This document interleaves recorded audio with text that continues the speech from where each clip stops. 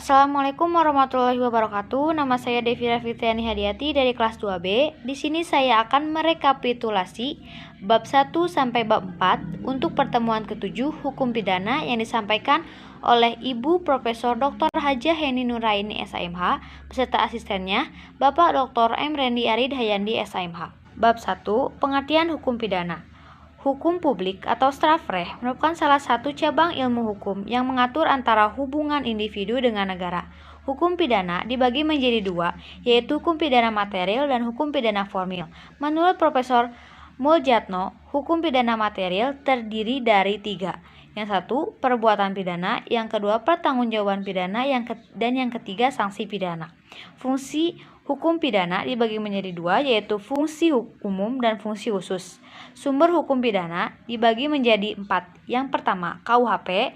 Yang kedua, peraturan-peraturan di luar KUHP seperti Undang-Undang Tindak Pidana Narkotika. Yang ketiga, memoris penjelasan KUHP. Dan yang keempat, hukum pidana adat. Pembagian kitab undang-undang hukum pidana dibagi menjadi dua. Yang satu, bagian yang bersifat umum, dan yang kedua, bagian yang bersifat khusus. Berlakunya hukum pidana dibagi menjadi dua, yaitu locus temporis dan locus delicti. Bab 2, tindak pidana atau delik. Istilah strafrecht lebih banyak digunakan istilah tindak pidana dibanding perbuatan pidana.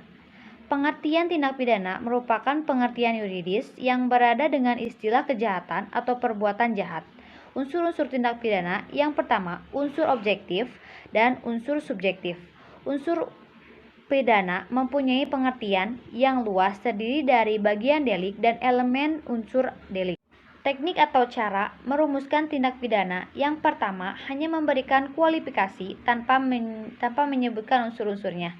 Yang kedua, hanya menyampaikan unsur-unsurnya tanpa memberi kualifikasinya.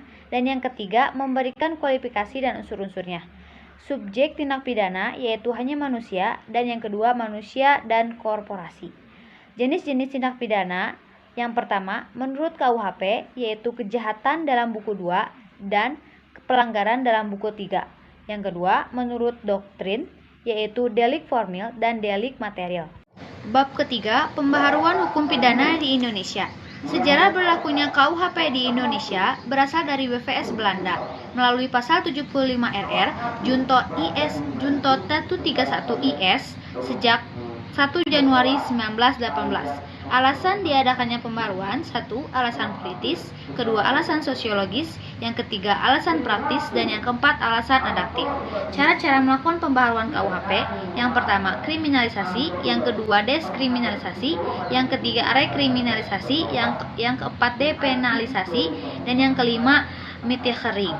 Metode pembaharuan KUHP: yang pertama evaluasi atau abolisionis, yang kedua kompromis, dan yang ketiga global. Dan yang terakhir, bab keempat, hubungan sebab akibat atau kausalitas. Tujuan dari ajaran sebab dan akibat: yang satu, untuk menentukan hubungan antara sebab akibat yang berarti menentukan.